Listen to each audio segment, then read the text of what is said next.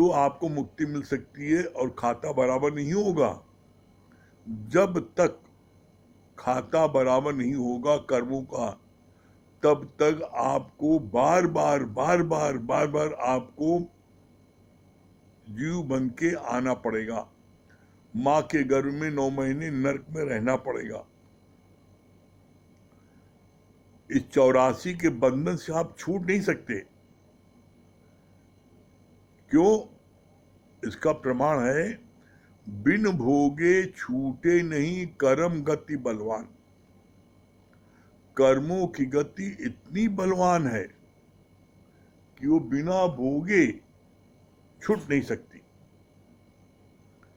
तो इसलिए जीवन में जब भी विपरीत परिस्थिति आती है, कोई दुख तकलीफ आता है, तो परमात्मा का शुक्राना मानो। क्यों? क्योंकि हमारे जो कर्म हैं उन कर्मों को परमात्मा काट रहा है, और जब सारे कर्म कट जाएंगे तो हम मुक्त हो सकते हैं। कैसे? बोला, बैंक में आपका खाता है, बैंक में आप रुपए डालते हो निकालते हो, डालते हो निकालते हो, खाता कभी नहीं बंद होगा। लेकिन आपने बैंक में जितना जमा है सब पैसा निकाल लिया, पैसा नील, खाता नील हो जाएगा, बंद हो जाएगा। इसी तरीके से जो मैंने जिंदगी में कर्म किए हैं पिछली जिंदगी में, और इस जन्म में हमको उन कर्मों का हिसाब देना है, तो जब तक हिसाब पूरा नहीं होगा हमें बार बार जन्म लेना पड़ेगा। अच्छा है। और इसीलिए आप देख लिए, जितने भी संत महात्मा हुए हैं, ब्रह्मज्ञानी हुए हैं, उन लोगों के ऊपर जल्दी जल्दी कष्ट आता है, और उन कष्टों को वो कैसे, ज्ञानी भोगे हंस के और अज्ञानी भोगे रोए, वो उसको उन कष्टों को हंस हंस के काटते हैं, उसके लिए दुखी नहीं होते। क्यों? क्योंकि वो जानते हैं ये जो कष्ट है मेरे कर्मों को काट रहा है और मुझको मुक्ति मिलेगी। आप किसी को देख लो, दादा भगवान को देख लो, आप कितने साल वो जो है कष्ट में थे, उनका हाथ नहीं खुलता था, हाथ ऐसे थे, बंद थे हैं, उनका खौलते मोम में उनके हाथ को डाला जाता था, इतनी पीड़ा होती थी। लेकिन वो कहते थे सत्संग के समय तो मेरे हाथ को कुछ भी करो, हमें पता नहीं। कितने साल उन्होंने कष्ट, लेकिन कभी उन्होंने शिकायत नहीं की, कभी देह की बात ही नहीं की। आप इसके बाद देख लो, गीता भगवान देख लो, उनको कैंसर था, कभी उन्होंने नहीं बोला कि हमें कष्ट है, और अंतिम क्षण तक, जब तक श्वास चली तब तक उन्होंने सत्संग किया। हमने तो यहाँ स्वयं मधु जी में देखा, मधु जी को कैंसर था, और कैंसर में इतना कष्ट होता है, हम कीमो करा के आते थे, और गुरु जी ने बोला वाणी में, कीमो में 100 भिक्षुओं का दर्द होता है, लेकिन हमने तो कभी उनको नहीं कराते हुए देखा। कीमो करा के आते थे, और यहाँ पर शाम को घर पर सत्संग होता था महिलाओं का, उसमें बैठ जाती थी, कुछ पता नहीं, आराम से सत्संग करती थी, भजन गाती थी। और कभी बहुत अधिक अगर उनको तकलीफ हुई तब भी वो सत्संग में बैठी रहती थी, और वो गुरु वाणी सुनती थी, सब प्रेमी बैठे रहते थे। कैसे आपके हंस के कभी एक शिकायत नहीं की।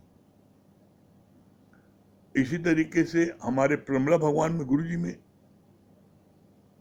अंतिम क्षणों में कितना कष्ट था उनको, इन कभी उन्होंने देख बात नहीं की। तो बोला ज्ञानी जन को उनको मुक्ति मिलनी है। इसलिए जो भी उनके कर्म होते हैं उसको जो है परमात्मा काटता है। और ज्ञानी और अज्ञानी फर्क यही है, अज्ञानी उन कष्टों को रो रो के बिताता है। हम ही मिले थे, भगवान हम ही को कष्ट देना था, आपके घर भी अंधेरी अंधेर है। और ज्ञानी जो है, वाह भगवान वाह, मेरे आपने कष्ट काट दिए, मेरे कर्म काट दिए, वाह भगवान, लाख लाख गुरु को शुक्राना है। वो हर बात में लाख लाख गुरु शुक्राना कहते थे। और ऐसे कहते कहते वाह वाह करते सारा कष्ट उनको हवा हो जाता था। तो जीवन में कभी भी कष्ट मिले, दुख मिले, तकलीफ मिले, अपमान मिले, हानि मिले, कभी उसमें ये मत घबराना कि परमात्मा आपसे नाराज है। नाराज नहीं है। परमात्मा के घर में इंसाफ ही इंसाफ है। बोला इम्पार्शियल जस्टिस। दुनिया के हर कोर्ट में वहां पर पक्षपात हो सकता है, लेकिन परमात्मा के कोर्ट में कोई पक्षपात नहीं होगा, वहां न्याय ही न्याय होगा।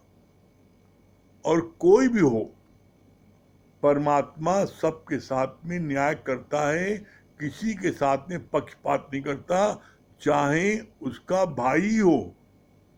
कैसे? देखिए, इसका प्रमाण है, रामचंद्र जी को जब काल मिलने आया तो काल ने ये कहा कि आपसे एकांत में बात करनी है। तो भगवान तो पहचान के काल है। तो भगवान ने, राम ने ये आदेश दिया लक्ष्मण को कि मेरे कमरे में कोई व्यक्ति भी ना आए। और ये काल ने कह दिया था कि अगर कोई कमरे में भूल से आ जाता है तो उसको मृत्युदंड मिलेगा। उसी समय जब काल से भगवान राम बात कर रहे थे, उसी समय विश्वामित्र आ गए गेट पर और लक्ष्मण से कहा हमको भगवान राम से अभी तुरंत मिलना है। उन्होंने कहा अभी अभी आप नहीं मिल सकते, अभी वो जो है जरूरी मीटिंग में है। तो विश्वामित्र बड़ी जल्दी क्रोधित हो जाते थे और क्रोध में आ गए और उन्होंने कहा कि मुझको तुमने अगर नहीं मिलने दिया तो मैं अभी ही सारे राज्य को, पूरे राज्य को मैं नष्ट कर दूंगा, श्राप दे देता हूं।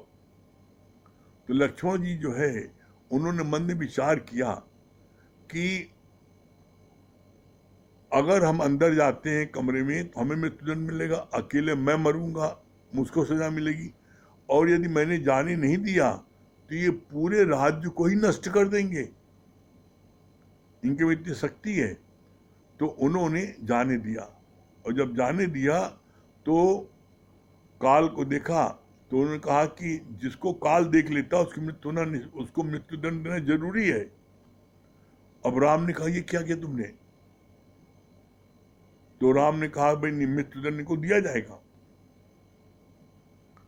पूरे राज्य में हाहाकार मच गया कि छोटे भाई को मृत्युदंड।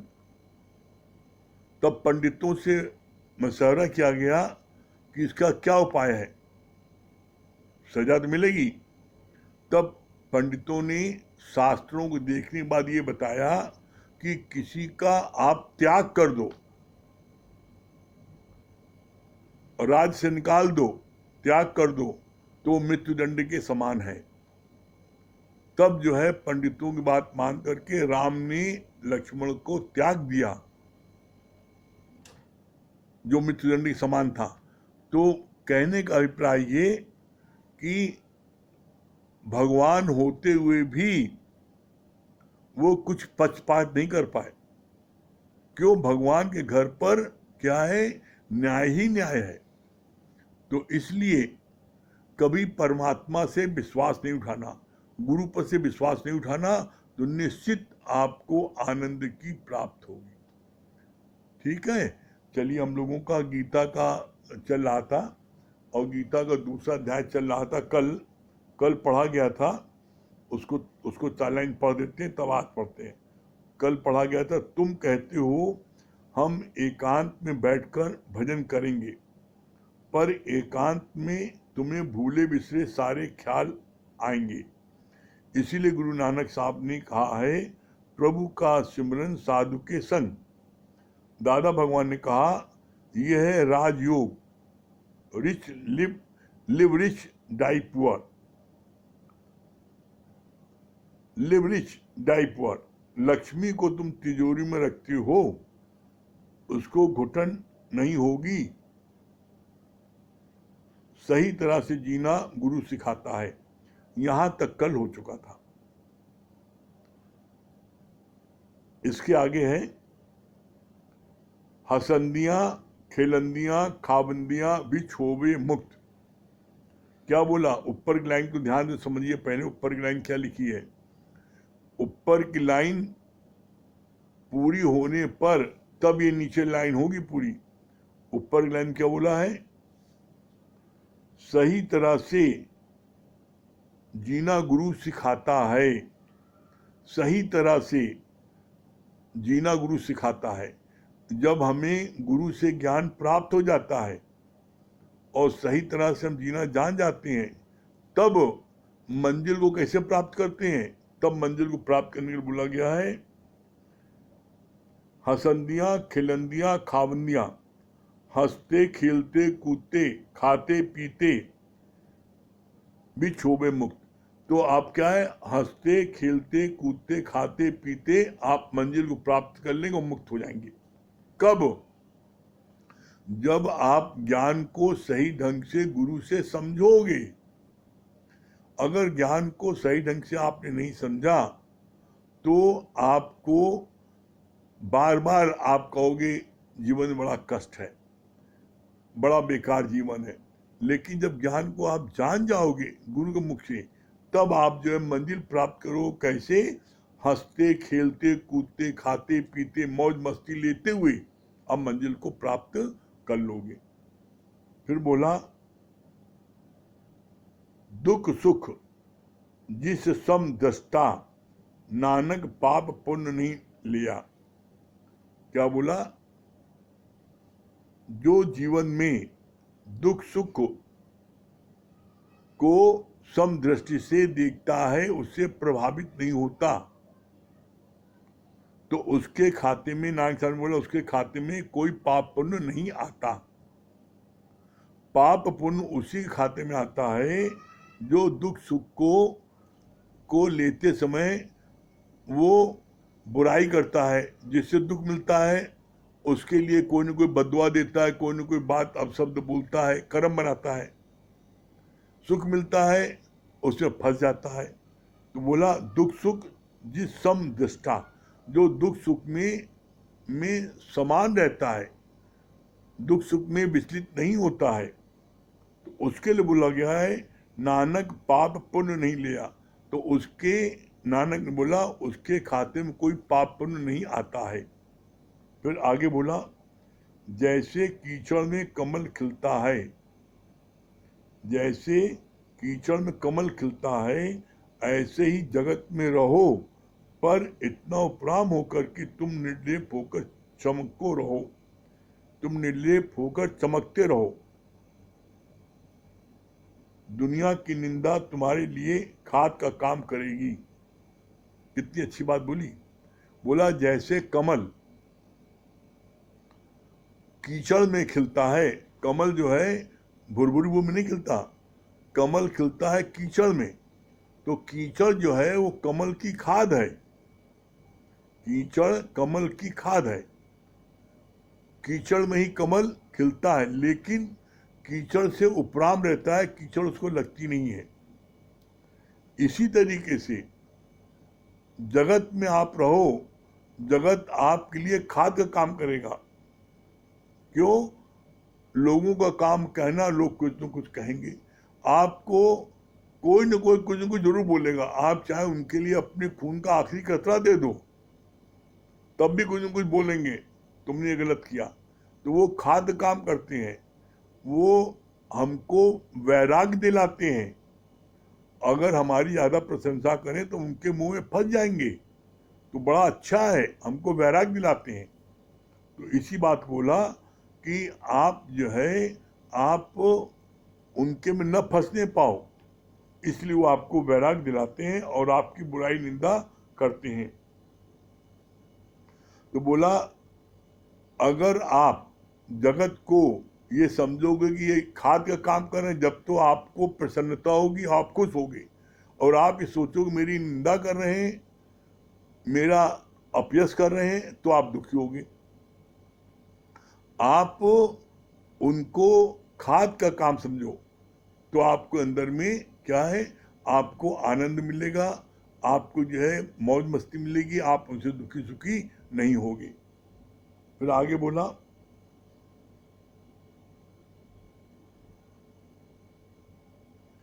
ऐसे ही जगत में रहो, पर इतना उपराम होकर कि तुम निर्लेप होकर चमकते रहो। दुनिया की निंदा तुम्हारे लिए खाद का काम करेगी। भले चंडाल के घर से भीख मांगनी पड़े, जूते पर रोटी मिले, तो भी ये ब्रह्म ज्ञान नहीं छोड़ना है। इतनी बातों के लिए रोज व रोज अपने मन को तैयार करो। क्या बोला? भले चंडाल के घर से भीख मांगनी पड़े, जूते पर रोटी मिले, तो ये ब्रह्म ज्ञान नहीं छोड़ना। आप तो जरा जरा सी बात पे छोड़ देते हो, जरा जरा सी बात पे छोड़ देते हो। आज यहाँ दावत है, आज बच्चे का मुंडन है, बच्चे की दवा लेने आना है, बच्चे का इम्तिहान चल रहा है, बच्चे का बुखार है, आप जरा जरा सी बात पर सत्संग छोड़ देते हो, नागा करते हो। गुरु ने क्या बोला? चंडाल के घर से भी भीख मांगनी पड़े और जूते की नोक पर तुमको खाना दे, तब ये ब्रह्म ज्ञान नहीं छोड़ना, इसको नित्य लेना। क्यों? क्योंकि ब्रह्म ज्ञान से ही, एकमात्र ब्रह्म ज्ञान से ही आपका उद्धार हो सकता है, बाकी किसी ज्ञान से नहीं। क्यों? और ज्ञान सब ज्ञानड़ी, ब्रह्म ज्ञान के ज्ञान जैसे गोला तोप का साफ करे मैदान। और किसी ज्ञान से कल्याण नहीं होगा। कल्याण होगा आपका सिर्फ ब्रह्म ज्ञान से। इसलिए ब्रह्म ज्ञान को कभी नहीं छोड़ना। दुनिया छोड़ना पड़े, रिश्तेदारी छोड़ना पड़े, बोला नहीं, प्रहलाद तजो पिता, मीरा तजो पति, कुछ भी छोड़ना पड़े, लेकिन कभी भी ब्रह्म ज्ञान नहीं छोड़ना। क्यों? क्योंकि ब्रह्म ज्ञान के माध्यम से ही आपको मुक्ति मिलेगी। बाकी आप पूजा पाठ कर लो, जब तब कर लो, कुछ भी कर लो, मुक्ति नहीं मिलेगी उससे। उससे स्वर्ग मिल जाएगा, मुक्ति नहीं मिलेगी। मुक्ति मिलेगी मात्र ब्रह्म ज्ञान से ही। इसलिए इस ब्रह्म ज्ञान को सबसे टॉप प्रायोरिटी दो। आप कुछ हो जाए, ये सत्संग कल्पवृक्ष है। इस कल्प में आप बैठो और बैठ करके यहाँ पर आप संकल्प लो कि मैं नित्य सत्संग लूंगा, तो आपका दुनिया की कोई ताकत आपको मुक्ति दिलाने से नहीं रोक सकती। क्यों? क्योंकि नित्य का सत्संग लेने पर, नित्य का सत्संग लेने पर क्या होता है? नित्य का सत्संग लेने पर हमारे अंदर से परमात्मा प्रकट हो जाता है। एक दिन निश्चित प्रकट हो जाता है। परमात्मा को प्रकट करना है, लेकिन नित्य हम जब अभ्यास करेंगे तो प्रकट होगा। कहानी करत करत अभ्यास के जड़मत हो सुदान। आपको कैसे नहीं परमात्मा प्रकट होगा? परमात्मा प्रकट होगा, आप अभ्यास करते रहो। बस अभ्यास में चूको नहीं, नागा नहीं करो। कुछ हो जाए, धरती अलट पलट जाए। अरे गुरुजी ने यहां तक कह दिया, घर में डेड बॉडी पड़ी हो तब भी सत्संग नागा नहीं करो।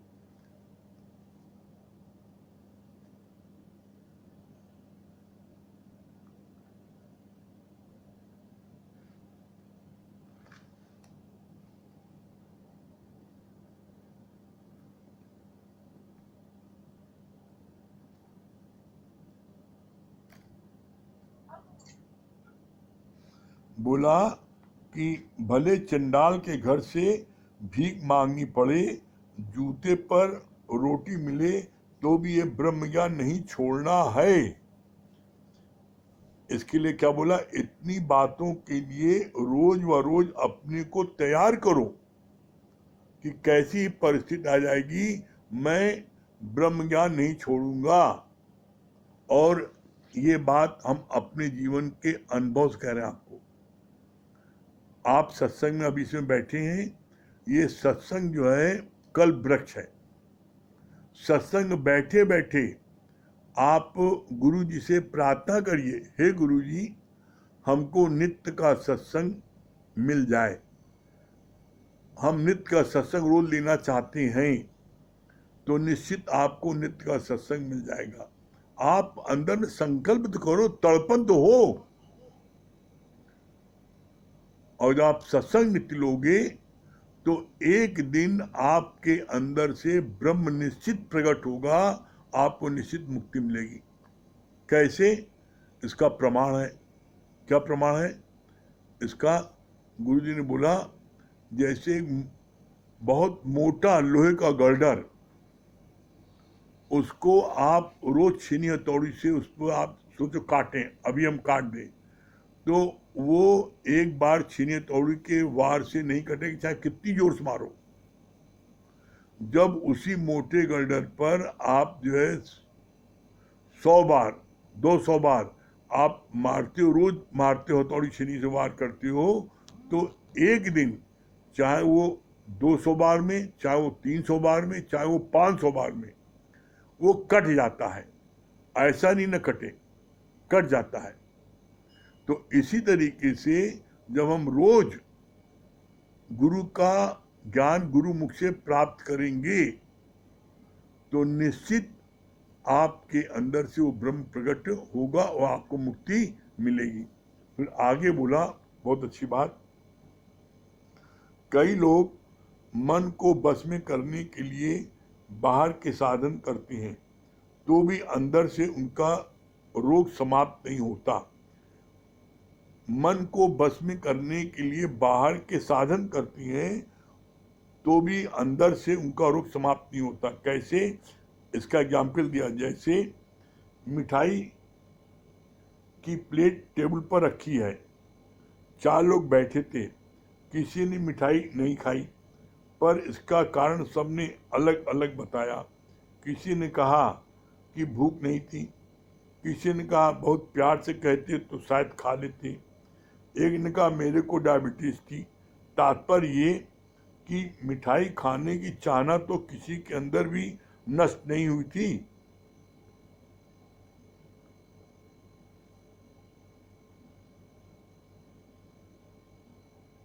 स्वभाव वाली, प्रमथन स्वभाव वाली इंद्रियां मनुष्य को विषयों में घसीट कर ले जाती हैं, जब तक मन पूर्णतया बस में नहीं हो।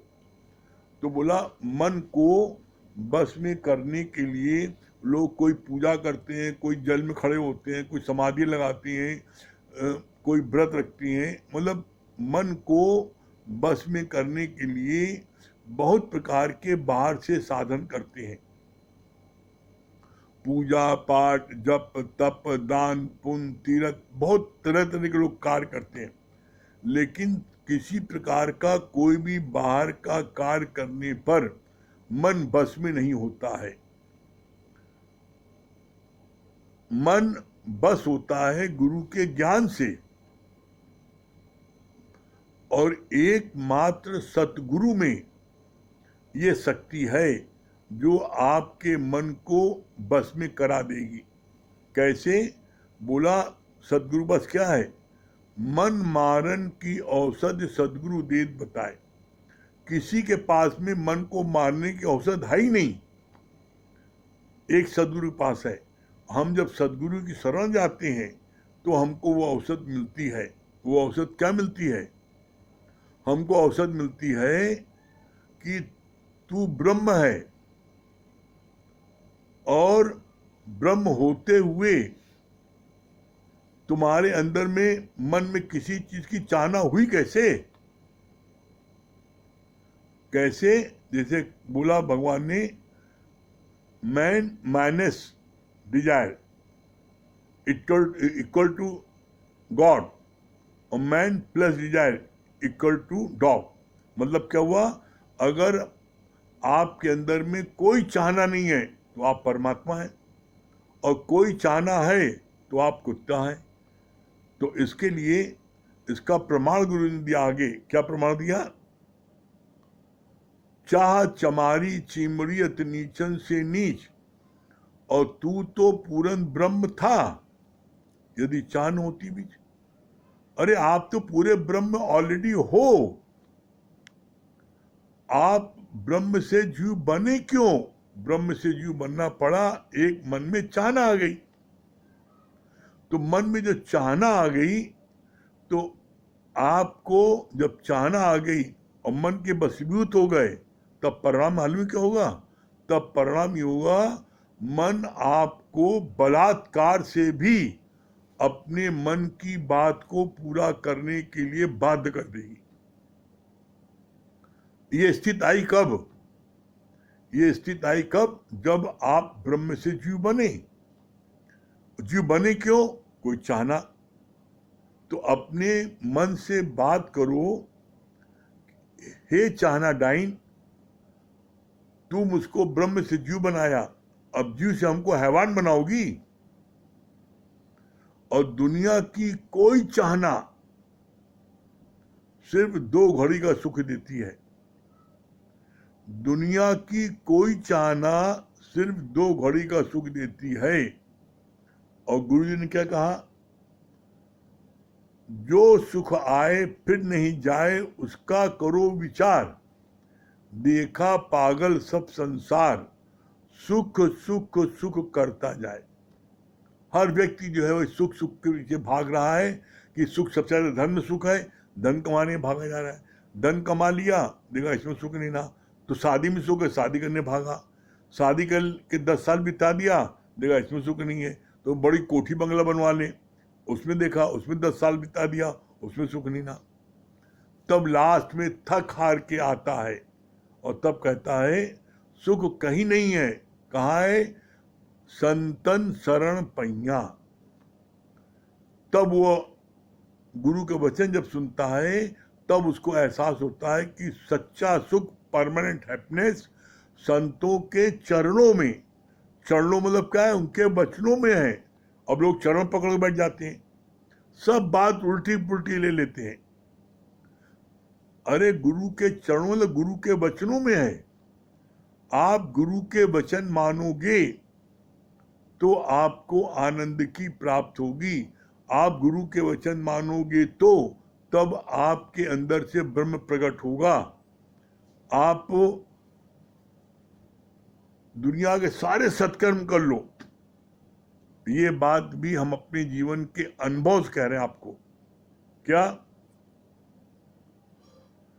ऐसा कोई सत्कर्म नहीं है जो हमने नहीं किया हो? पूजा पाठ, जप तप, दान पुण्य, तीर्थ, गंगा स्नान, यमुना स्नान, ब्राह्मण को खिलाना, दक्षिणा देना, कोई ऐसा सत्कर्म नहीं है इस धरती का जो न किया हो। सब किए, सारे सत्कर्म किए, लेकिन उसके बाद भी न मन शांत हुआ, न मन शांत हुआ और न अंदर के कोई विकार विषय गए। गुरु जी की शरण में जब आए, जब सत्संग में आए, गुरु के वचन को नित्य सुना, मन मना भाव के गुरु के वचनों को जीवन में लगाया, तब आज हम गारंटीज कहते हैं इस बात को कि कैसे सारे विषय विकार कहाँ समाप्त हो गए।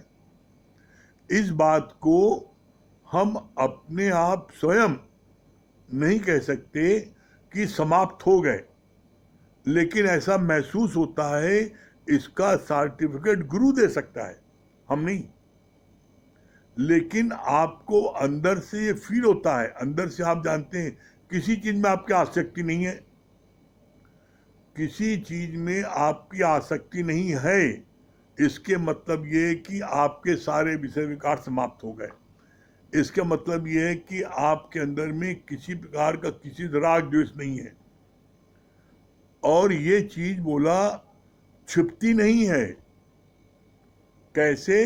जैसे खांसी और खुजली किसी को है तो चाहे जितना मुंह दबाए और चाहे कितना इधर उधर हिले डुले, जहाँ खुजली है वो खिंचवाएगा जरूर हाथ से।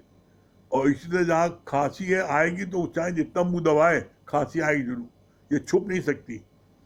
इसी तरीके से किसी भी जीव की इच्छा चाहना नहीं छुप सकती, वो प्रकट हो जाएगी। तो ऐसे में आप देखो, आज आपके अंदर किसी प्रकार की कोई इच्छा नहीं है, कोई चाहना नहीं है। अगर कोई चाहना नहीं, कोई इच्छा नहीं है तो आप अभी का अभी मुक्त हो। अरे भाई, आप आज कृष्ण जन्माष्टमी है, आप कृष्ण के आदर्श को देखो ना, कृष्ण के आदर्श को देखो। कृष्ण क्या कभी भी किसी भी बात से प्रभावित हुए? कृष्ण किसी बात से दुखी हुए? क्या कृष्ण का अपमान नहीं हुआ? क्या कृष्ण को बुरा भला नहीं कहा है? दुर्योधन ने तो कितनी बेइज्जती की है कृष्ण की। यहां तक कि जब भगवान कृष्ण स्वयं युद्ध न हो इसके लिए अंतिम बार उसके पास गए हैं समझौता कराने के लिए कि भाई आप मात्र 5 गांव दे दो, पांडव उसमें संतुष्ट हो जाएंगे, युद्ध नहीं होगा। तो उनसे क्या बोलता है? आप उसकी दुष्टता देखो। कहता है कि तुम अपनी गौ चराओ, तुम क्या जानो राजनीति, और अभी तुम बोलोगे तुमको बंद कर देंगे जेल में, तब तुम्हें पता लगेगा। तो भगवान कृष्ण ने उस समय आगाह किया धृतराष्ट्र से, कहा धृतराष्ट्र आपका, ये आपके वचन है कि दुर्योधन के हैं? जब तक आप, तो दुर्योधन बीच में बोल पड़ा, धृतराष्ट्र नहीं बोलने, इसका मेरे वचन है ना। तो भगवान कृष्ण को तब उसके ऊपर तरस आया और तब भगवान कृष्ण ने इस बात को कहा भी धृतराष्ट्र से, यदि आप इस समय निर्णय नहीं लेती हैं तो कुल समेत नष्ट हो जाओगे, भगवान ने कहा। लेकिन पुत्र मोह के कारण धृतराष्ट्र जो है वो कुछ नहीं कह पाया और दुर्योधन ने अपनी बात को भगवान कृष्ण से कह दिया। तो ऐसे में आप देखो, ऐसे में देखो भगवान कृष्ण ने दुर्योधन से क्या बोला कि ये जो है ये राजा के वाक्य हैं कि तुम्हारे हैं? तो बोला कि ये राजा के ही वाक्य हैं। और राजा उसमें चुप थे। जब राजा चुप थे तो कृष्ण को मानना पड़ा राजा के वाक्य हैं। लेकिन कृष्ण ने तब चेतावनी दे दी कि कुल सहित नष्ट हो जाओगे, इसके मुंह पड़ोगे। और यही हुआ, कुल सहित नष्ट हुआ। और भगवान कृष्ण का इतना अपमान हुआ तो क्या भगवान कृष्ण दुखी हुए? भगवान कृष्ण को पत्तल उठाना पड़ा, क्या दुखी हुए? भगवान कृष्ण को अर्जुन का सारथी बनना पड़ा। सारथी नौकर होता है, उनका सारथी बनना पड़ा, क्या भगवान कृष्ण दुखी हुए? और इस बात को भगवान कृष्ण ने युद्ध के समय ही कहा अर्जुन से, मेरे लिए इस ब्रह्मांड में कोई चीज भी पाना मेरे लिए असंभव नहीं है। मैं जो चाहूं मुझको मिल सकता है, फिर भी मैं कर्म कर रहा हूं। क्यों? क्योंकि समाज के अग्रणी लोगों को लोग जैसा देखते हैं वैसा वो कर्म करते हैं। भगवान ने कहा मैं कुछ भी न करूं तब भी मेरे पास किसी चीज कमी नहीं है, लेकिन फिर भी मैं कर्म कर रहा हूं। तो इसी तरीके से हम सबको भी अपने कर्म को करना है, बैठना नहीं निठल्लो करके। और कोई कितना भी अपमान करे, कितना भी नुकसान करने की बात करे, तब भी हम उसमें हलचल में ना आए, हम किसी बात से प्रभावित न हो, हम किसी बात से प्रभावित न हो, हम अपने उसमें स्वरूप में स्थित रहें। और जब आप अपने स्वरूप में स्थित रहोगे तो फिर दुनिया की कोई ताकत आपको विचलित नहीं कर सकती। आप अपने स्वरूप से विमुख होते कब हो, इस पर बहुत ही सूक्ष्म दृष्टि रखो और इस पर विचार करो। तो आप जब से विचार करोगे तो आप ये देखोगे कि आप अपने ब्रह्म पद से नीचे उतरते कब हो। किसी न किसी प्रकार की कोई चाहना, चाहे वो मान की हो, चाहे सम्मान की हो, चाहे वासना की हो, चाहे पुत्र की हो, मोह की हो, चाहे धन की हो, कोई न कोई चाहना वो हमको ब्रह्म पद से नीचे उतारती है। 1 मिनट अपने मन से बात करो कि चाहना की पूर्ति हो जाएगी तो क्या अगली चाहना नहीं आएगी? अरे चाहना की खूबी है कि एक चाहना पूरी होती है, जैसी चाहना पूरी होगी दूसरी चाहना फिर आ जाएगी, फिर तीसरी चाहना आ जाएगी। चाहना मरते दम तक समाप्त नहीं होती है। एकमात्र उपाय सिर्फ है चाहना। क्या एकमात्र उपाय क्या है? एकमात्र उपाय है जब हम गुरु का ज्ञान, ब्रह्म ज्ञान सुनते हैं नित्य, तो अंदर से अच्छा हो जाता है। कोई चाह नहीं, क्या करें चाह करके, क्या होगा, ये भी मिल जाएगा तो क्या होगा, ये भी मिल जाएगा तो क्या हो जाएगा। जब आप ऐसा सोचोगे तो आपके मन में कोई चाहना उत्पन्न नहीं होगी और आप ब्रह्म पद में एकदम दृढ़ता से जमे रहोगे, और यही है सच्चा आनंद। ठीक है, क्या बोल रही है वंदना जी? कलाई देवी,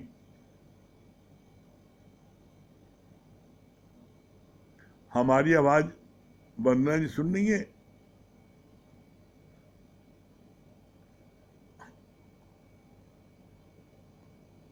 वंदना जी हमारी आवाज सुन रही हो तो स्क्रीन पर आइए।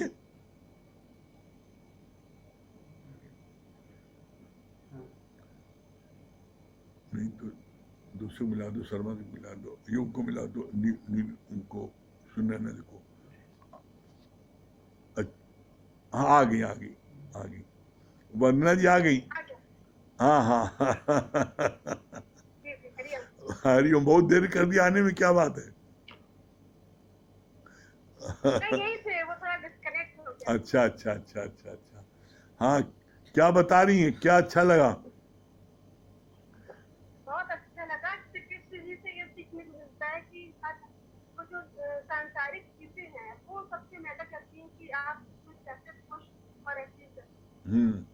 कृष्ण जन्माष्टमी है आज, कृष्ण जन्माष्टमी है। चलिए भगवान कृष्ण पर जो है भजन सुनाइए।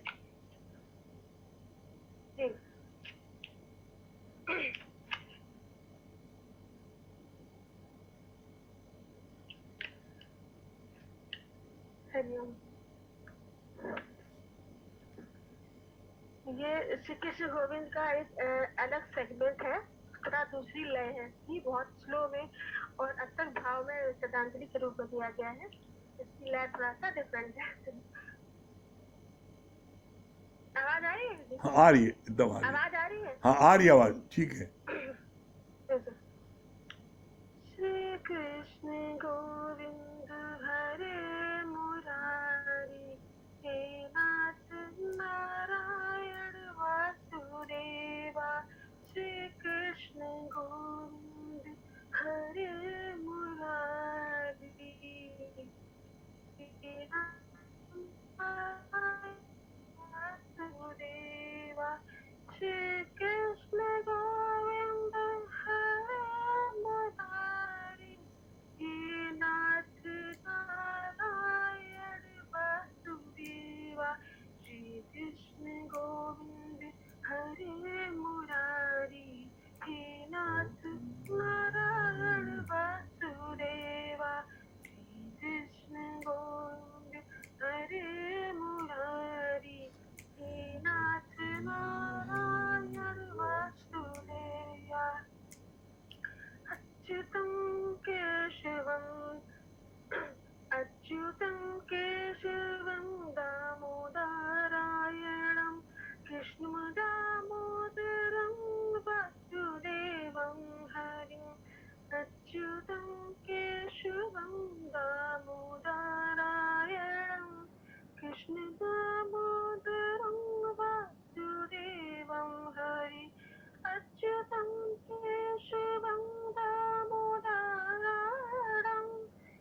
दामोदरं वासुदेवं हरे श्री कृष्ण गोविंद हरे मुरारी हे नाथ नारायण वासुदेव श्री कृष्ण गोविंद हरे मुरारी हे नाथ नारायण वासुदेवा मूकं करोति वाचनं अंकुरं गते गिरं मूकं करोति वाचनं अंकुरं गते गिरं यत्कृपान्तं वन्दे परमानन्द माधवं यत्कृपानन्तं वन्दे परमानन्द माधवं श्रीकृष्ण गोविन्द हरे मुरारी हे नाथ नारायण वासुदेव श्रीकृष्ण गोविन्द हरे मुरारी हे नाथ नारायण वासुदेव हे कृष्ण गोविंद हरे मुरारी हे नाथ नारायण वासुदेव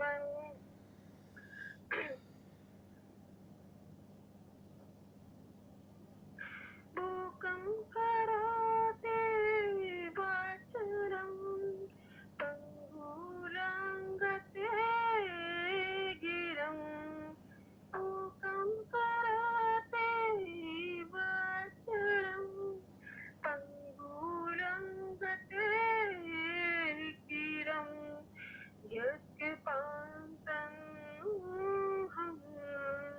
वन्दे परमानन्द माधवं श्रीकृष्ण गोविन्द हरे मुरारी हे नाथ नारायण वासुदेव श्रीकृष्ण गोविन्द हरे मुरारी हे नाथ नारायण वासुदेव कृष्णाय वासुदेव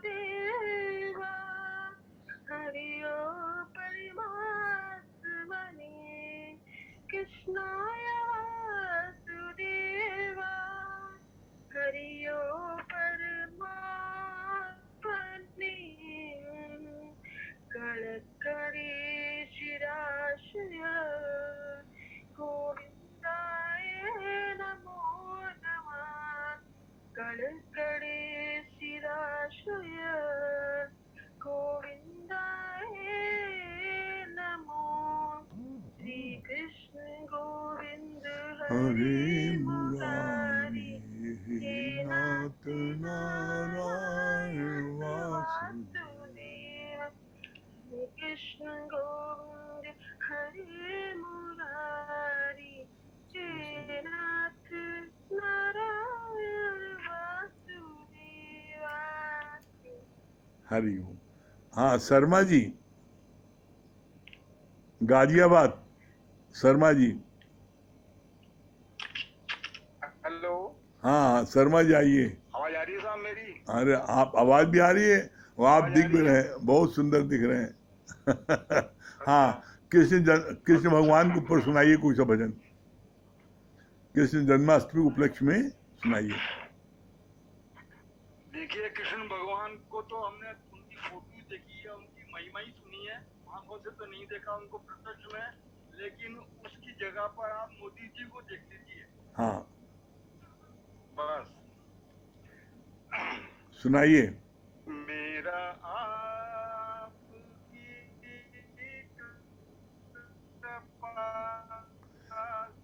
आवाज रुक रही है।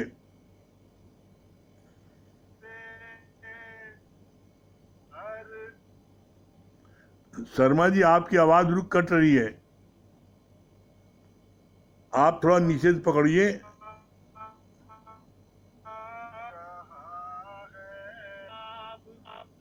शर्मा जी, आपकी आवाज जो है, आपकी आवाज बीच में रुक रही है।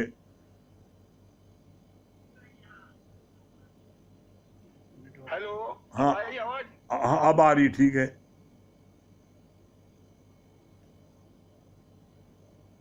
हेलो, हाँ ठीक आ है, रही है? अब आ रही है। अब आपकी कृपा से हर काम हो तुम कन्हैया, एहसास हो रहा है मेरा आपकी कृपा से हर काम हो रहा है।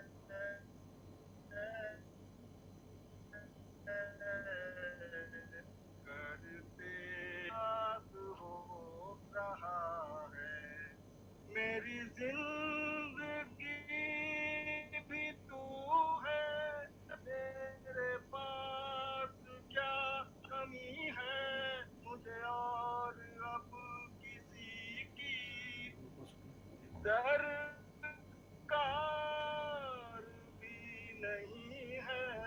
मेरी जिंदगी भी तू है, मेरे पास क्या कमी है मुझे और अब किसी की दरकार भी नहीं है। बस होता रहे हमेशा, बस होता रहे हमेशा जो कुछ भी हो रहा है। करते हो तुम कन्हैया, एहसास हो रहा है मेरा आपकी कृपा से। करता नहीं मैं फिर भी हर काम हो रहा है। काना तेरी बदौलत आराम हो रहा है। करता नहीं मैं फिर भी हर काम हो रहा है। काना तेरी बदौलत आराम हो रहा है। मुझे ये पता नहीं है, मुझे ये पता नहीं है ये क्या क्या हो रहा है। करते हो तुम कन्हैया, एहसास हो इनको रहा लगा लेना, है शर्मा जी, पतवार इनको के लगा लेना। और बिना ही मेरी नाव चल रही है। म्यूजिक बाद इसको लगा भक्तों को लेना, बिना ही और इनको, मांगे इसके हर बाद में चीज मिल इनको, रही और है। पतवार के बिना ही मेरी नाव चल रही है। भक्तों को बिना ही मांगे हर चीज मिल रही इनको है। लगा मर्जी है तेरी दादा, मर्जी और इसके है बाद में तेरी दादा। पूछने के लिए कोई और। अच्छा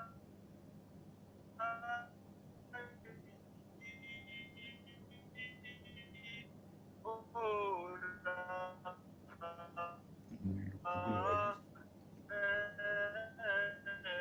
म्यूजिक को लगा दी। करते मेरा आप से हर काम हो रहा है। करते हो तुम मैंने भी कन्हैया, लगा दी। एहसास हो रहा है, एहसास हो रहा है। हरिओम। हरिओम। हाँ हाँ, सुनैना जी, हाँ सुनैना जी, हरिओम। भगवान कृष्ण का भजन को सुनाइए। टाइम है अभी।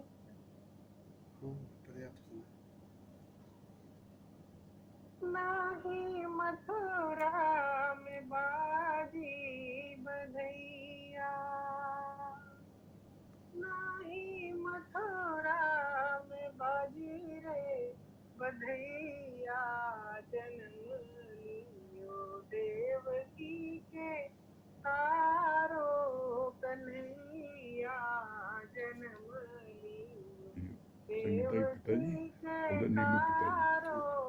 फिर इसके बाद में चित्रा। लाला रोना नहीं।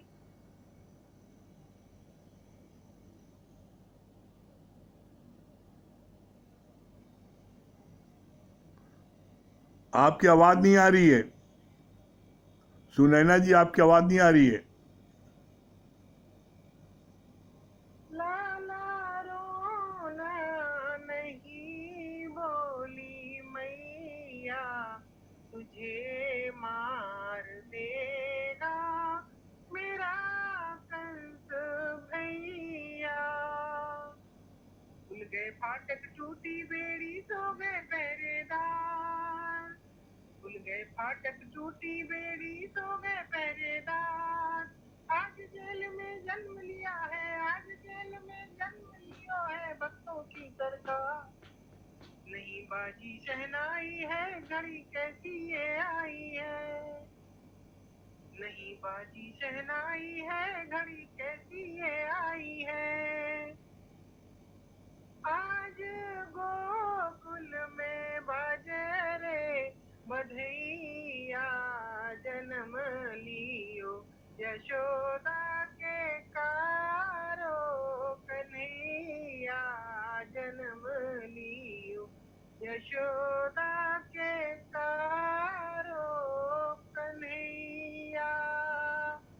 रिमझिम में हाबर से बिजली की चमकार, नंद भवन में जन्म लियो है, नंद भवन में जन्म लियो है भक्तों की सरकार। यहाँ बाजी शहनाई है, घड़ी खुशियों की आई है। यहाँ बाजी शहनाई है, घड़ी खुशियों की आई है। नंद के आनंद भयो, जय कन्हैया की, जय कन्हैया जय कन्हैया जय कन्हैया लाल की। सारे प्रेमी बोले साथ में मेरे, नंद के आनंद भयो, नंद के आनंद भयो, जय कन्हैया लाल की, जय कन्हैया लाल की, जय कन्हैया जय लाल, कन्हैया जय कन्हैया लाल की। हाथी घोड़ा पाल की, जय कन्हैया लाल की, हाथी घोड़ा पाल की, जय कन्हैया लाल की। मचो आज बिरज में शोर, चलो मन वृंदावन की ओर। जन्म लियो कान्हा ने, कान्हा ने जन्म लियो कान्हा ने, कान्हा ने जन्म लियो कान्हा ने। खुल के द्वारे पट चौबारे, काले मेघ भये मत मारे। खुल गए द्वारे पट चौबारे, काले मेघ भये मत मारे। बरसे रे घटा घन घोर, चलो मन वृंदावन की ओर। जन्म लियो कान्हा ने, कान्हा ने जन्म लियो कान्हा ने। हर्षित आज यशोदा मैया, हर्षित नर नारी और गैया। हर्षित आज यशोदा मैया, हर्षित नर नारी और गैया। सर पे है विराजे मोर, ओए सर पे है विराजे मोर, चलो मन वृंदावन मन की ओर। जन्म लियो कान्हा रे कान्हा ने जन्म लियो। कान्हा ने। आओ रे दाऊ को भैया, आओ रे दाऊ को भैया। भक्तन संग में रास रचैया, भक्तन संग में रास रचैया।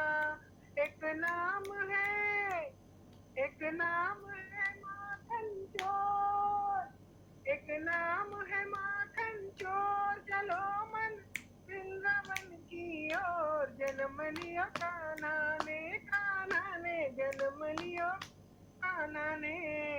भेद तेरा कोई ना जाने, आरे ऋषि मुनि सब जाने। भेद तेरा कोई ना जाने, आरे ऋषि मुनि सब जाने। तेरी माया को, ओए तेरी माया को न छोड़, चलो मन बन की ओर। जन्म लियो कान्हा ने, कान्हा ने जन्म लियो कान्हा ने। बहुत सुंदर, वेरी गुड, बहुत सुंदर, वेरी गुड। क्या नाम है? हाँ जगदीश भैया, के साथ गए। Very good. हाँ जगदीश भैया, बहुत अच्छा सुना है जी, बहुत बढ़िया भजन, बहुत सुंदर। हाँ जगदीश जी, जगदीश भैया,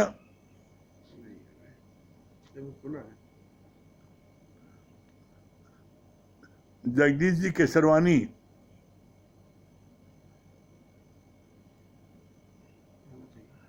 हरिओम। हाँ हरिओम भैया, हरिओम।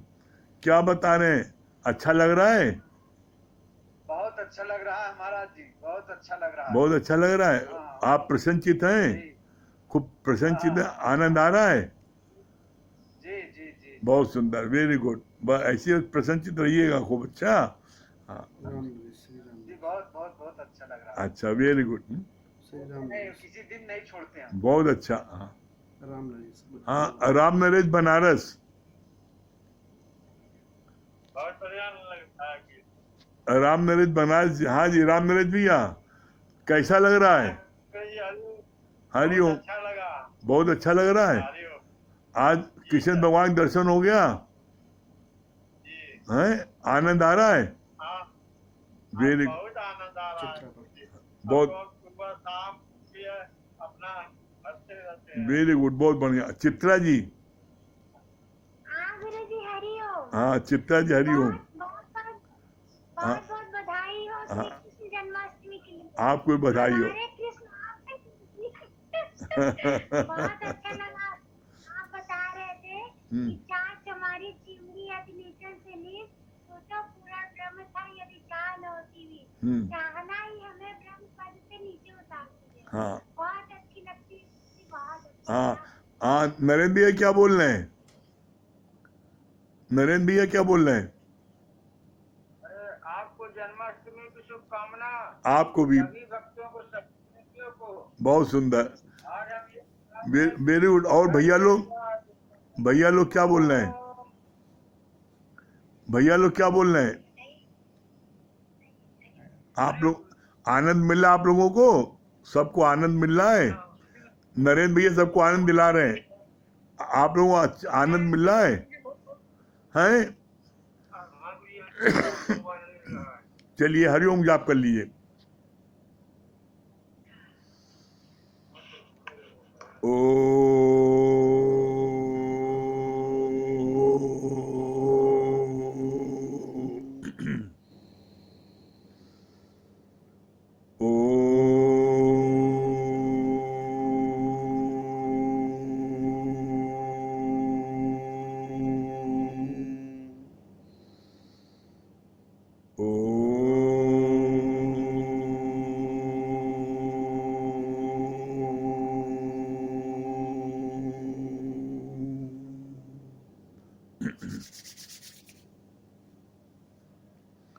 सभी प्रेमियों को हरिओम।